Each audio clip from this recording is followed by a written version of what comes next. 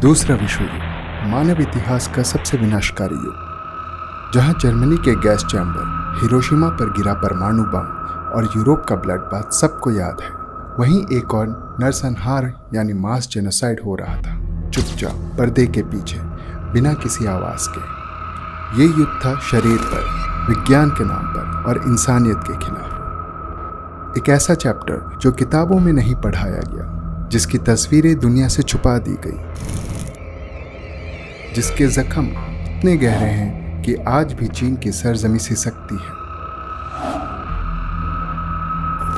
ये कहानी है जापान के यूनिट 731 की, एक गुप्त मिलिट्री लेबोरेटरी।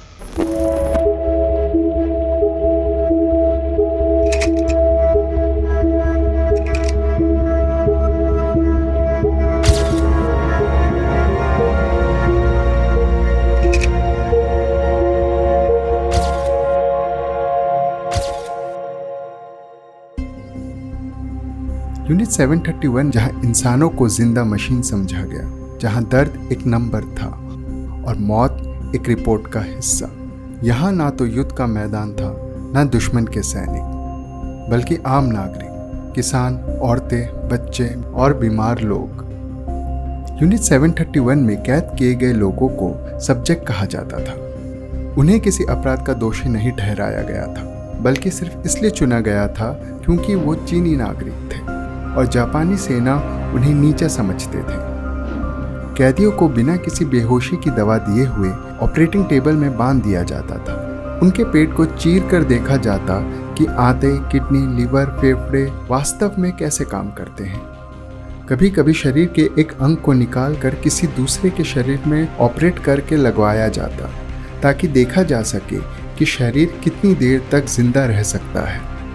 इन एक्सपेरिमेंट का मकसद ये जानना था, अगर कोई सैनिक जंग में बुरी तरह घायल हो जाए तो उसे कैसे जिंदा रखा जा सकता है। एक्सपेरिमेंट को करते समय डॉक्टरों ने इंसानियत और इलाज के नियमों की बिल्कुल भी परवाह नहीं की। जानलेवा रोग फैलाने वाले वायरस का जानबूझकर इन्फेक्शन देना, हजारों कैदियों को जानबूझकर खतरनाक वायरस से संक्रमित किया गया, जैसे कि प्लेग, कॉलेरा, टाइफाइड और एंथ्रेक्स जैसे वायरस। कभी ये वायरस इंजेक्शन द्वारा शरीर में डाला जाता, तो कभी खाने या पानी के माध्यम से। 93 वर्ष के हिदेयो शिमिज़ु कहते हैं, शुरू में मुझे लगा कि यह रिसर्च लोगों को बीमारियों से बचाने के लिए की जा रही है। फिर समझ आया कि हम असल में लोगों को संक्रमित कर रहे थे और उनके शवों को चीर फाड़ कर बायोलॉजिकल वॉर के लिए एक्सपेरिमेंट कर रहे थे। इन मरीजों को किसी इलाज के बिना मरने के लिए छोड़ दिया जाता, ताकि साइंटिस्ट देख सके कि वायरस शरीर पर किस तरह असर करता है, कितना समय लगाता है और कौन सा अंग सबसे पहले काम करना बंद करता है। इसका मुख्य उद्देश्य था बायोलॉजिकल वेपन तैयार करना, जिसका इस्तेमाल दुश्मन के नागरिकों के खिलाफ इस्तेमाल किया जा सके। कैदियों को -20 डिग्री सेल्सियस से भी कम तापमान वाले बर्फीले कमरों में ले जाया जाता। उनके हाथ या पैर ठंडे पानी में डुबोए जाते, जब तक कि त्वचा जमकर सख्त ना हो जाए। बाद में डॉक्टर बर्फ से जमे हुए अंग को हथौड़े या रॉड से मारते थे। अगर आवाज लकड़ी जैसी आती तो समझा जाता कि अंग पूरी तरह जम चुका है। इसका उद्देश्य था जापानी सैनिकों के लिए ठंड में जिंदा रहने की सीमा को जानना। इन एक्सपेरिमेंट का कोई इलाज ढूंढने से कोई संबंध नहीं था। ये एक पूरी तरह से आर्मी स्ट्रेटेजी थी, जो युद्ध में दुश्मन को कमजोर करने और अपने सैनिकों को अधिकतम सहनशीलता तक ढालने का एक तरीका था। ये सब शुरू हुआ 1931 में, जब जापान ने मंचूरिया पर कब्जा करने के लिए एक नकली हमला रचा। 1932 में जापान ने इस इलाके को मंचूको नाम का एक कठपुतली राज्य घोषित कर दिया। यहीं से जापानी सेना को बायो वेपन्स पर प्रयोग करने का एक मौका मिला। इस खतरनाक योजना के पीछे दिमाग था जनरल शुरो इशी का। वह जापानी सेना का एक होशियार वैज्ञानिक था और माइक्रोबायोलॉजी में प्रशिक्षित था। इशी को यकीन था कि फ्यूचर वॉर्स में बायो वेपन सबसे प्रभावी होंगे और वह चाहता था कि जापान इसमें सबसे आगे हो, किसी भी कीमत पर। 1936 में शुरो इशी के लीडरशिप में यूनिट 731 बनाई गई। यह लेबोरेटरी हार्बिन शहर के पास पिंगफंग नाम की एक जगह पर बनाई गई।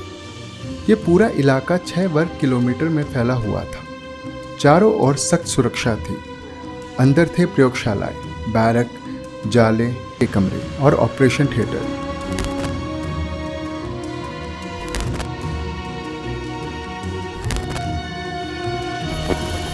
यूनिट 731 कोई आम प्रयोगशाला नहीं थी। यह एक जेनोसाइड सेंटर था। 1936 से 1945 के बीच कम से कम 3000 कैदियों को जिंदा काटा गया बिना बेहोश किए। इंसानी जिंदगियां नामचीन ली गई और सिर्फ एक नंबर बन के रिकॉर्ड में दर्ज हो गए। इन पीड़ितों में 70 से 80% चीनी थे।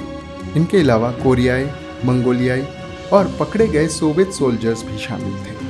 कम से कम 93 सोवियत नागरिकों की पुष्टि हो चुकी है।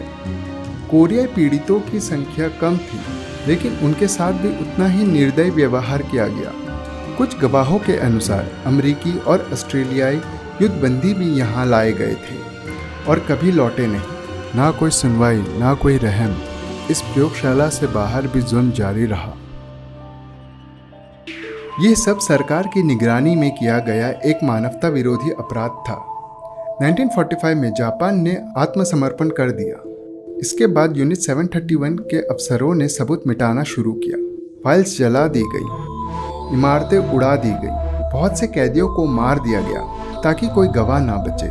लेकिन सबसे चौंकाने वाली बात यह थी कि जापानी सेना को कोई सजा नहीं मिली। नाजी डॉक्टरों की तरह यूनिट 731 के साइंटिस्ट पर ना कोई मुकदमा चला, ना कोई फांसी हुई, क्योंकि अमेरिका ने उनसे सौदा कर लिया था। अमेरिका चाहता था कि जापान ने जो बायो वेपन पर रिसर्च की है उसका डेटा उसे मिले, और बदले में शिरोइशी और उसके साथियों को माफ़ी दे दी गई। शिरोइशी आराम से जिंदा रहे और 1959 पर मर गए, और बाकी वैज्ञानिक जापान में बड़े डॉक्टर, प्रोफेसर और काउंसलर बन गए। जापान सरकार ने यूनिट 731 के लिए कोई औपचारिक माफ़ी नहीं मांगी है। किताबों में इसका जिक्र नहीं होता, लेकिन चाइना में लोग आज भी इसे याद करते हैं। हार्पिन में यूनिट 739 के स्थान पर अब एक म्यूजियम है, जहां हर एक ईंट इन चीखों को याद करती है। यूनिट 731 मानव इतिहास का एक सबसे काला अध्याय है, एक जगह जहां विज्ञान ने इंसानियत को खो दी। इन निर्दोषों को कभी इंसाफ नहीं मिला, लेकिन उनका दर्द, उनकी कहानी हमें याद रखनी होगी, क्योंकि जो इतिहास छुपा दिया जाए वो कभी भी दोहराया जा सकता है।